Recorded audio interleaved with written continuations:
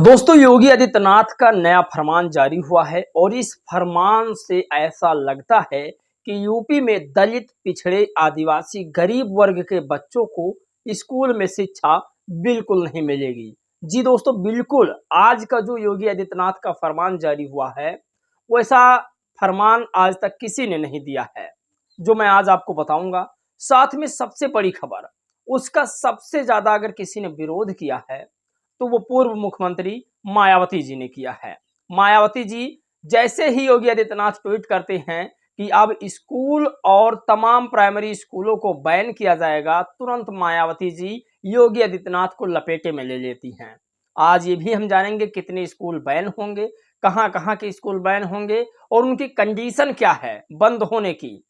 तमाम बड़ी खबर है जिस पर बातचीत करेंगे। वहीं आपको बता दें कि मायावती जी के बयान से लड़ेंगे तो जीतेंगे, और मायावती जी का जो बयान आया है कि बसपा से अगर जुड़ेंगे तो सुरक्षित रहेंगे। आपको बड़ी खबर आज बताऊंगा, सबसे बड़ी खबर, हेडलाइंस खबर होंगी उसमें कुछ, और खासकर शंभू कुमार सिंह जो नेशनल दस्तक के संपादक हैं, शंभू कुमार सिंह, उन्होंने बसपा के लिए क्या कहा है ये भी आपको बताएंगे। 25 साल के कैरियर में शंभू कुमार सिंह ने अगर जुबान खोली है तो वो सिर्फ और सिर्फ बसपा पर खोली है। क्या कहा है शंभू कुमार सिंह ने, इसे भी हम जानेंगे। बसपा पहले से ज्यादा मजबूत हो चुकी है, इसका कारण भी आपको हम बताएंगे। भीम आर्मी की जो एक और टीम है, जो अपने आप को ओरिजिनल भीम आर्मी की टीम बता रही है, उसका कहना है कि पहले मेरे भीम आर्मी भारत एकता मिशन का निर्माण हुआ, उसके बाद चंद्रशेखर ने उसकी कॉपी किया है। वो भीम आर्मी मायावती जी के साथ है और इस समय करहल विधानसभा सीट पर उपचुनाव हो रहे हैं, उसकी मदद कर रही है। तो चलिए इन तमाम खबरों को शुरू करते हैं और हर खबर आपको बारीकी से बताते हैं। नमस्कार दोस्तों, मैं हूं पराग और आप सभी का एक बार फिर से मैं बहुत बहुत स्वागत करता हूं। साथियों, उत्तर प्रदेश की राजनीति के साथ साथ बच्चों के शैक्षणिक स्थानों को भी बंद करने का आदेश जारी हो चुका है। साथियों, आपको बता दें कि उत्तर प्रदेश में 27,700 कुछ स्कूल्स हैं जिनको बैन किए जाएंगे। 27,764 स्कूल हैं जिनको बैन करने का आदेश मिल चुका है। अब स्कूल वो बंद क्यों किए जाएंगे आपको बताते हैं। उत्तर प्रदेश में 27,764 स्कूल ऐसे हैं जिसमें 50 बच्चों से भी कम बच्चे पढ़ रहे हैं स्कूलों में। ये स्कूल की संख्या है, उस स्कूल में 50 बच्चों से कम जो है पढ़ रहे हैं बच्चे, इसी वजह से उस स्कूल को बंद किया जाएगा। लेकिन गलती किसकी है, बच्चों की, गांव के गरीब बच्चों की या फिर टीचर की? अगर टीचर गलती कर रहा है तो आप टीचर बदलते, स्कूल बैन करने की क्या जरूरत थी। मायावती जी ने इस पर योगी आदित्यनाथ को और साथ में केंद्र सरकार को लपेटे में ले लिया है। आज जो लोग बसपा को बीजेपी का बी टीम कहते हैं, उनको चुल्लू भर पानी में डूब मरना चाहिए, क्योंकि मायावती जी का जो ट्वीट आया है, ना ही अखिलेश का ट्वीट आया है और ना ही राहुल का ट्वीट आया है, बाकी किसी भी नेताओं का कोई ट्वीट इस मामले पर नहीं आया है। किसी ने भी खबर पोस्ट नहीं की है कि मैं सहमत हूं, असहमत हूं, स्कूल बंद करने को लेकर के किसी ने नहीं पोस्ट किया है। मायावती जी ने तुरंत इस मामले को संज्ञान में लिया है और साथ ही साथ मायावती जी ने कहा है कि स्कूल बंद करने की नौबत आई है, इसका मतलब सरकार बहुत ज्यादा नेगेटिव स्थिति में है। तो ये सबसे बड़ी खबर है। आपको बता दें मायावती जी का ट्वीट क्या है, पहले आप उसे समझिए। यूपी सरकार द्वारा 50 से कम छात्र वाले बदहाल 27,764 परिषद प्राथमिक और उच्च प्राथमिक विद्यालयों में जरूरी सुधार करके उन्हें बेहतर बनाने के उपाय करने के बजाय उनको बंद करके उनका दूसरे स्कूल में विलय करने का फैसला उचित नहीं है। ऐसे में गरीब बच्चे आखिर कहां और कैसे पढ़ेंगे, आप कल्पना नहीं कर सकते।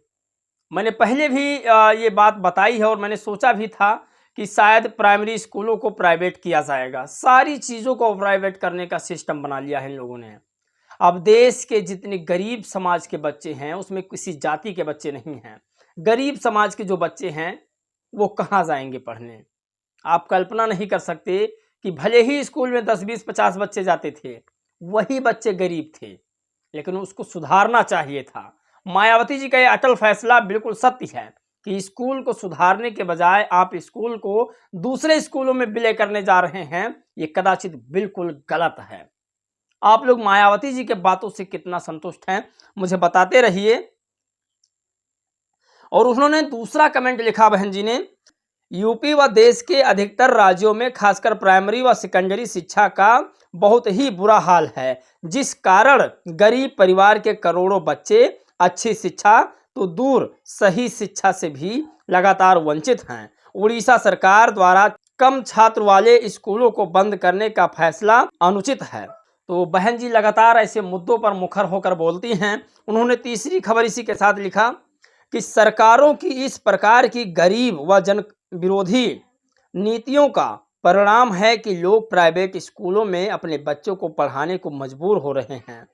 जैसा कि सर्वे से स्पष्ट है, किंतु सरकार द्वारा शिक्षा पर समुचित धन व ध्यान देकर इनमें जरूरी सुधार करने के बजाय इनको बंद कराना ठीक नहीं है। तो जो बसपा की सरकार थी उसका मेन फोकस था शिक्षा, स्वास्थ्य और रोजगार। ये तीन कामों पर मुखर होकर उन्होंने काम किया। फिर उसमें ना किसी जाति को देखा, ना ही धर्म को देखा। ये सबसे बड़ी खबर है। और बसपा चाहती है हमेशा कि दलित, पिछड़े, आदिवासी और गरीब समाज के जो बच्चे हैं उनको बेहतर शिक्षा मिल सके। और इसी बात को लेकर के शंभू कुमार सिंह ने भी आज बहुत बड़ी वीडियो जारी किया है, जो शायद चुनाव के दौरान की वीडियो है, लेकिन आज जो शंभू कुमार का वीडियो वायरल हो रहा है वो शायद सही वायरल हो रहा है। भारत समाचार लिखता है कि लखनऊ जल्द बंद हो सकती है 27,000 बेसिक स्कूल। डीजे ने बैठक में दिया मर्जर की तैयारियों के निर्देश। 50 से कम विद्यार्थियों वाले स्कूल किए गए चिन्हित, आसपास के स्कूलों में बच्चों का प्रवेश कराया जाएगा।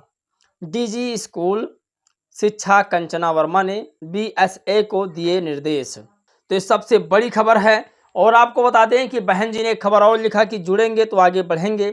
मायावती भाजपा सपा में पोस्टरबाजी के बीच बसपा सुप्रीमो ने की जनता से अपील। भाजपा कांग्रेस एक ही थाली के चट्टे बट्टे हैं। मायावती जी का एक बड़ा आदेश आया है और उन्होंने कहा कि अगर इन दोनों पार्टियों के पीछे जाते हैं तो समझिए कि सबसे खराब दिशा में आप जा रहे हैं। ये मायावती जी का आदेश आया है। वहीं सबसे बड़ी खबर करहल विधानसभा सीट से भीम आर्मी भारतीय एकता मिशन के जो राष्ट्रीय अध्यक्ष हैं एडवोकेट विजय कुमार आजाद, उन्होंने बड़ी अपडेट जारी की है। वो करहल विधानसभा में रोड शो करने वाले हैं अपने प्रत्याशी बसपा के प्रत्याशी को जिताने के लिए। पहले यहाँ से खुद चुनाव लड़ना चाहते थे लेकिन बसपा ने इन्हें टिकट नहीं दिया, लेकिन उन्होंने कहा कि बसपा हमारे पूर्वजों की पार्टी है। भले ही बहन जी ने हम पर विश्वास न जताया हो, लेकिन हमें बसपा पर पूरा विश्वास है। हम अपने प्रत्याशी को मजबूत करेंगे तो हमारा काम ऑटोमेटिक होता रहेगा। करहल हॉट सीट चल रहे हैं। उपचुनाव में बसपा के चुनावी प्रचार कार्यक्रम निम्नवत हैं। घिरौरा जोन भ्रमण 3 और 7 नवंबर को, कुचेला जोन भ्रमण 4 और 8 नवंबर को, बरनहाल जोन भ्रमण 5 और 9 नवंबर को, करहल जोन भ्रमण 6 और 10 नवंबर को। 11 नवंबर 2024 को रोड शो प्रातः 9 बजे से प्रारंभ कर करहल, बरनहाल, नवाटेड़ा, घिरौर समापन। सभी बुद्धिजीवी मिशनरी साथी बसपा को मजबूत बनाने में अपना बहुमूल्य समय और मत जरूर दें। तो बसपा को मजबूत करने के लिए तमाम लोग सड़कों पर निकल चुके हैं। अब बारी है आकाश आनंद की, कब वो निकल रहे हैं। पहले मैं आपको शंभू कुमार सिंह का एक वीडियो दिखाता हूं, जिस वीडियो में उन्होंने साफ साफ कहा है कि अगर बहुजन महापुरुषों को किसी ने आगे बढ़ाया है तो वो बहुजन समाज पार्टी ही है। बीएसपी का डर नहीं होता कि बीएसपी जब चुनाव लड़ती है तो सबको संविधान की बात करनी पड़ती है। और आज मैं रिकॉर्ड देख रहा हूं, साहू जी महाराज पर सोशल मीडिया पर लिख रहे हैं लोग, बहुजन समाज के कार्यकर्ता लिख रहे हैं और बहुजन आंदोलनकारी लिख रहे हैं। और एक बात तो गांठ बांध लीजिए, इस देश में पिछले बाबा साहेब के परिनिर्वाण के बाद अगर सामाजिक आंदोलन किसी पार्टी ने चलाया है, किसी नेता ने चलाया है, किसी दल ने चलाया है, तो मानवर कांसीराम साहब, मायावती जी और बीएसपी ने चलाया है, DS4 ने चलाया है। साथियों, शंभू कुमार जैसे सोशल एक्टिविस्ट अगर समाज में हो जाएं तो समाज का उत्थान हो जाएगा। शंभू कुमार सिंह कभी भी अपने आप को अंबेडकरवादी होने का दावा नहीं करते। शंभू कुमार सिंह जी कभी पाखंड होने का दावा नहीं करते। मैं ऐसे लोगों को चाहता हूं जो किसी भी चीज़ में बिल्कुल एडिक्ट ना हो जाए, लत ना लगा ले उस चीज़ का। हमेशा दलित पिछड़े आदिवासियों के हित में सोचे, वो ज़रूरी चीज़ है। और अम्बेडकरवाद को दिल से माने, ना कि पूजने वाले व्यक्तियों की तरह अम्बेडकर साहब को पूजे। शंभू कुमार सिंह जी ऐसे व्यक्ति हैं जो अम्बेडकर साहब को दिल से मानते हैं, उन्हें पढ़ते हैं, जानते हैं, और ज़रूरी है यही चीज़, ना कि उन्हें पूजना। ये बड़ी खबर थी आज की, जो लगातार वायरल हो रही थी। आप लोग अपनी राय प्रतिक्रिया जरूर दीजिएगा कि क्या अगर आकाश आनंद यूपी के उपचुनाव में नहीं आते हैं तो क्या उपचुनाव जीत सकती है बसपा? और सबसे बड़ी चीज, अगर बसपा यूपी का उपचुनाव जीतती है तो 2027 में चुनाव जीतने के आसार दिखेंगे। इस वीडियो में बस इतना ही। जय भीम, नमो बुद्धाय।